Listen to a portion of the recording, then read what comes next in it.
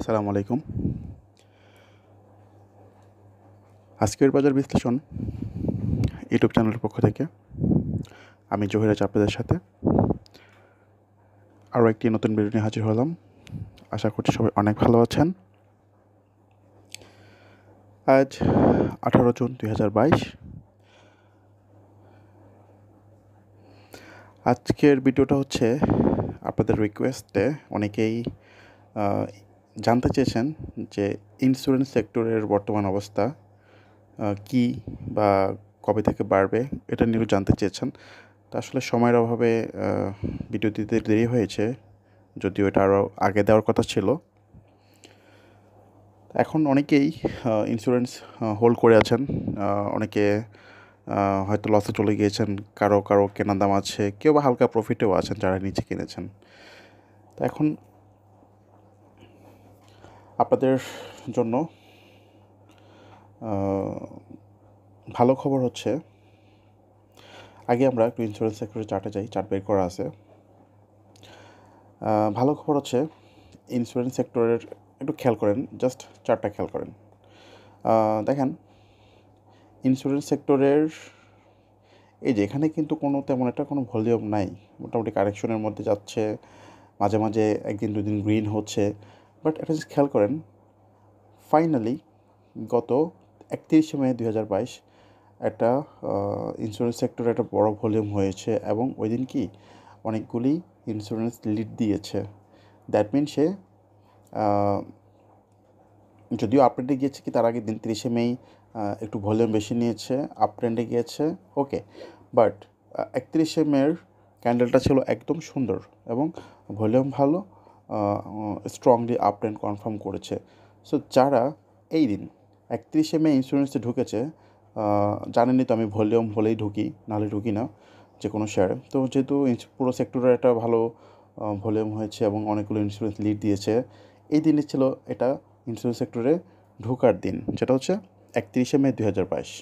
ওকে, এখন আপনারা যদি এইখানে ঢুকে থাকেন, সেটা তার পয়েন্ট ছিল কত দেখেন, 47 পয়েন্ট ছিল, মানে 47 ছিল, যেটা ইন্স্যুরেন্সের যে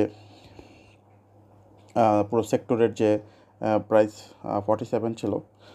তাহলে তার রেজিস্ট্যান্ট কোথায়? এই যে আপনারা দেখেন তার রিসেন্ট যে রেজিস্ট্যান্টটা ছিল সেটা ছিল কত, 55। তো কী করলো, এখান থেকে যখন ভলিউম পেয়েছে, আপ ট্রেন্ডে গিয়েছে, ফাইনালি সে কী করলো, এই যে তার রেজিস্ট্যান্ট দেখেন, গত 25শে এপ্রিল 2022, তারপর 24শে এপ্রিল 2022, তারপর 26শে এপ্রিল 2022, 27শে এপ্রিল 2022, এখানে একটা রেজিস্ট্যান্ট তৈরি হয়েছে, হ্যাঁ, এই 4 দিনে। এখন প্লাস আগেও কিন্তু এখানে টাচ করেছে, তো এটা একটা ভালো রেজিস্ট্যান্ট, স্ট্রং রেজিস্ট্যান্ট বলতে পারেন। তো কী করলো দেখেন, এই রেজিস্ট্যান্টটা সে টাচ করলো, কবে টাচ করেছে খেয়াল করেন, 7 জুন 2022 টাচ করেছে। এই দিন সে কত গেল, 56 গিয়েছিল, গিয়ে তারপর ক্লোজ দিয়েছে 55-তে। তারপরের দিন সে আবার ট্রাই করেছে রেজিস্ট্যান্টটা ভাঙার, সেদিনও পারেনি। তাহলে দেখেন এই যে তার স্ট্রং রেজিস্ট্যান্ট, সে কিন্তু 2বার টাচ করেছে, টাচ করে সে কী করলো, পড়ে গেল, হ্যাঁ। তারপর আচ্ছা, এই দিন কমছে, একটা জিনিস খেয়াল করেন, খুব মনোযোগ দিয়ে খেয়াল করেন, এই দিন কমছে, সেটা হচ্ছে 8 জুন 2022, কমেছে, কোনো সমস্যা নেই। বাট পরের দিন 9 জুন যে একটা বড় রেড ক্যান্ডেল, এই ক্যান্ডেলটা কিন্তু অলওয়েজ খারাপ। ক্যান্ডেল ছোট হোক, রেড ক্যান্ডেল কোনো সমস্যা নেই, বাট যখন বড় বড় রেড, এই যে দেখেন ইন্স্যুরেন্স যখন পড়তেছিল, দেখেন এই যে একটু সামনে 17 মে, 16 মে, 17 মে, মানে একটু বড় বড় রেড ক্যান্ডেল হয়ে কিন্তু পড়তেছিল, এটা কিন্তু খারাপ। তো ছোটো ছোটো রেড ক্যান্ডেল হয়ে যদি একদিন দুদিন কমে কোনো সমস্যা নেই, বাট বড় রেড ক্যান্ডেল হওয়াটা সবসময় খারাপ। এনিওয়ে দেখেন 9 জুন একটা বড় রেড ক্যান্ডেল হয়েছিল, তখনই একটু প্রবলেম হয়ে গিয়েছে, ওকে। তারপর এখানে তার ফাইনালি তার আপ ট্রেন্ডের সর্বশেষ যে জায়গাটা ছিল সেটা ছিল 50-80, সেটাও ভেঙে ফেলেছে। ডাউন ট্রেন্ড শুরু হয়েছে মূলত এই দিন 13 জুন, 13 জুনই সে ডাউন ট্রেন্ড শুরু করেছে। এখন তারপর থেকে কিন্তু ইন্স্যুরেন্স গত 4 দিন ধরে ডাউন ট্রেন্ড। এখন ইন্স্যুরেন্সের যে স্ট্রং সাপোর্ট, সেটা হচ্ছে কত, 48.60। এখন ভালো খবর যেটা বলছিলাম শুরুতেই, ভালো খবরটা হচ্ছে তার যে স্ট্রং সাপোর্ট সেটা কিন্তু সে টাচ করেছে কী করলো, 49.60, সেখানে সে ক্লোজ হয়েছে। So that mean insurance sector যে তার স্ট্রং সাপোর্ট সেটা মেনটেন করেছে, স্টিল ভ্যালিড। এখন যদি আপ ট্রেন্ডে যেতে হয় ইন্স্যুরেন্স সেক্টর, আপনারা যদি আবার ইন্স্যুরেন্সে ইনভেস্ট করতে চান নতুন করে, তাহলে অবশ্যই তাকে একটা বড় জাম্প করতে হবে, একটা ভালো ভলিউম নিয়ে জাম্প করতে হবে পুরো সেক্টরকে। সেই সাথে তাকে 51.50 এই লেভেলটা তাকে এর উপরে যে রাখতে হবে, মানে 51.70, 51.80 বা 52 এই লেভেলটাতে যখন রাখবে, হ্যাঁ, তাহলে ইন্স্যুরেন্স সেক্টরে নতুন করে ইনভেস্ট করা যায়। এখন লাস্ট ডে মোটামুটি সে ঘুরেছে বলতে কি, আপনারা যদি একটু ইন্স্যুরেন্স খেয়াল করেন, কিছু কিছু ইন্স্যুরেন্স দেখেন লাস্ট ডে কিন্তু মোটামুটি ভলিউম নিয়ে ঘুরেছে। হ্যাঁ, আমি দেখেছি কিছু কিছু ইন্স্যুরেন্স মোটামুটি পজিশন নিয়ে আছে। এখন তার মধ্যে আমি একটা বলি, আমার পছন্দের একটা ইন্স্যুরেন্স আছে, সেটা হচ্ছে এই যে EIL, যেটাকে এক্সপ্রেস ইন্স্যুরেন্স লিমিটেড বলে। তো এখন এটাতে পার্টি আছে এবং ডিভিডেন্ডও ভালো দিয়েছে, 10% ক্যাশ দিয়েছে, ইপিএসও ফার্স্ট কোয়ার্টার ইপিএসটাও ভালো আসছে।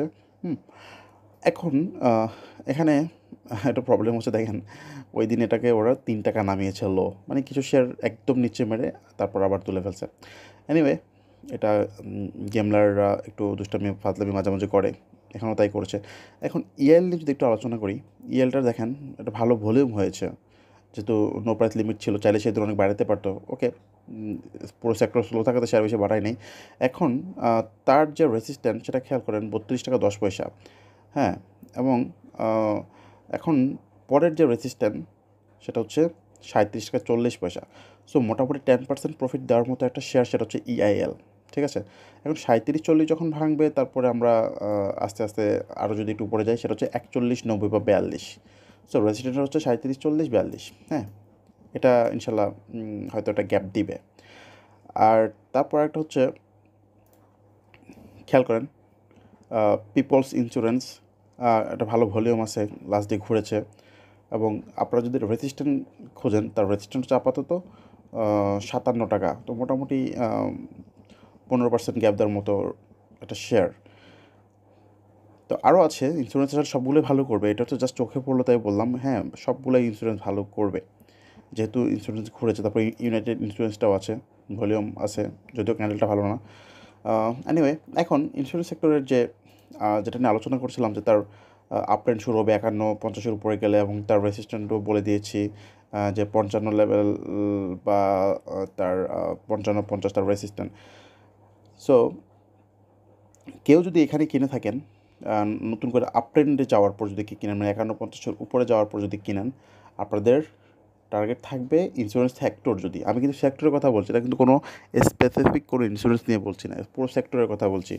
তো এটা যদি সে 56 তে যদি যায়, আপনারা তো আসলে রেগুলার চেষ্টা করবেন স্টক নাওতে ঢুকে আপনারা বের করতে। হ্যাঁ, বের করে দেখবেন যে আসলে ইন্স্যুরেন্স সেক্টর তার যে রেজিস্ট্যান্ট 56 বা 55-50-এ গিয়েছে কিনা। তো যদি এখানে যে আপনারা আপাতত সেল করে দেবেন, তাহলে কিন্তু আপনারা কি মোটামুটি 15-20% প্রফিট পেয়ে যাবেন এখান থেকে, যদি আপনারা কিনেন। এরপরে রেজিস্ট্যান্ট হচ্ছে যে খেয়াল করেন এখানে প্রায় 58-59, তারপর আরও উপরে।